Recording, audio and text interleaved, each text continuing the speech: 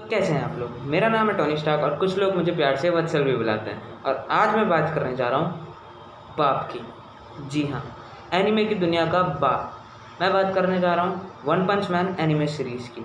तो चलिए वीडियो को शुरू करने से पहले आप वो नीचे दिए गए लाल बटन को सब्सक्राइब कर लीजिए, बेल आइकन दबा दीजिए और चलिए शुरू करते हैं।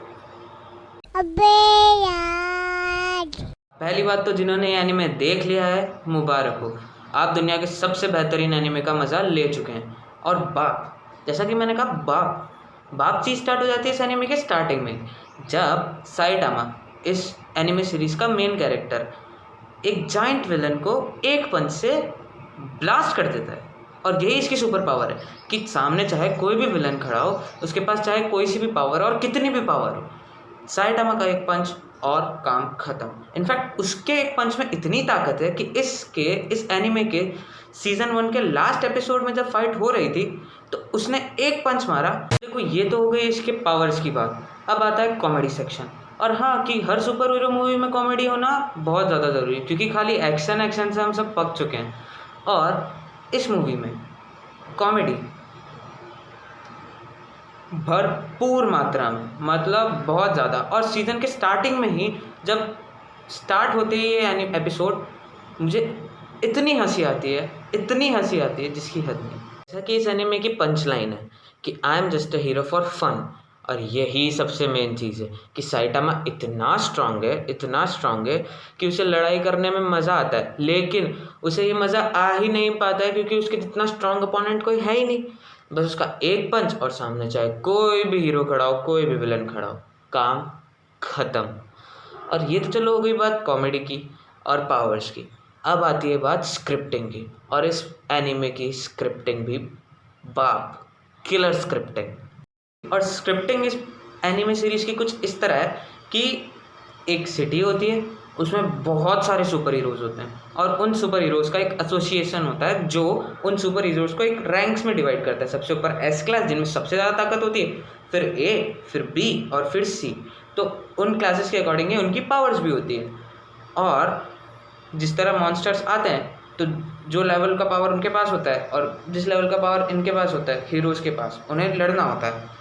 और मज़े की बात ये है कि जो एस क्लास के हीरोज़ है वो बहुत ताकतवर है, पर फिर भी एस क्लास का हीरो साइटामा को मास्टर बोलता है और साइटामा की रैंकिंग होती है सी। कहने का मतलब यह है कि साइटामा में ताकत तो बहुत ही ज़्यादा है, और उसकी जो रिकॉग्निशन है वो उसके लिए कम है। उस पावर के लिए जो रिकॉग्निशन मिलनी चाहिए थी उसे, वो उसे पूरी तरह नहीं मिलती है। और शायद ये इसलिए करा गया है ताकि एनिमे में इंटरेस्ट क्रिएट हो और उन्हें स्टोरी बनाने के लिए कुछ अच्छा प्लॉट मिल सके। क्योंकि अगर उसे वो शिफ्ट कर देते एस क्लास पे और उसे बहुत बड़ा सा पॉपुलर हीरो बना देते, तो बहुत मुश्किल हो जाती उस एनिमे में इंटरेस्ट क्रिएट करना। पर हाँ, कभी कभी उसके लिए बहुत बुरा लगता है कि वो एस क्लास हीरो क्यों नहीं है। अब क्या है? तो अब बारी आती है कंक्लूजन की।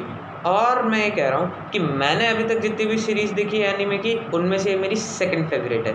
और मैं इसे रेटिंग्स दूंगा 8.5 आउट ऑफ 10। क्यों? क्योंकि उसका जो सेकंड सीज़न है, वो उसमें मुझे साइटामा की रोलिंग थोड़ी कम लगी।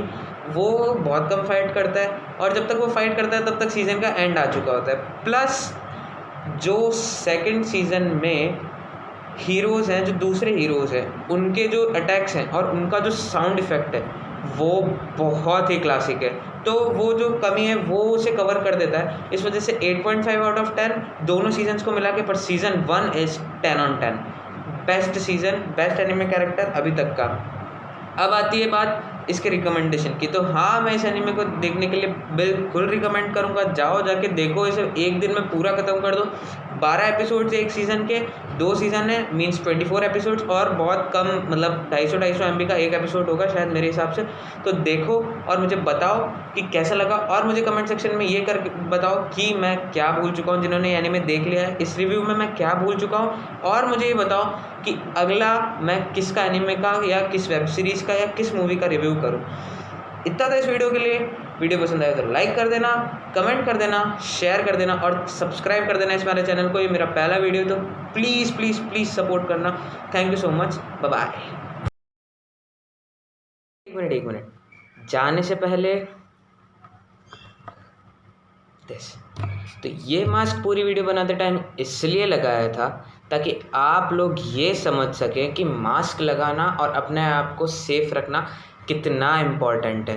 बाकी मैं पागल नहीं हूँ जो घर में मास्क लगा रहा हूँ, बट स्टिल अगर आप लोग बाहर निकल भी रहे हैं इस लॉकडाउन में, जो कि नहीं निकलना चाहिए, पर अगर आप निकल रहे हैं किसी ज़रूरी काम से तो प्लीज़ प्लीज़ प्लीज़ मास्क लगाइए, अपने आप को सैनिटाइज़ कीजिए, हाथों को अच्छी तरह धोइए और सेफ रहिए। Thank you.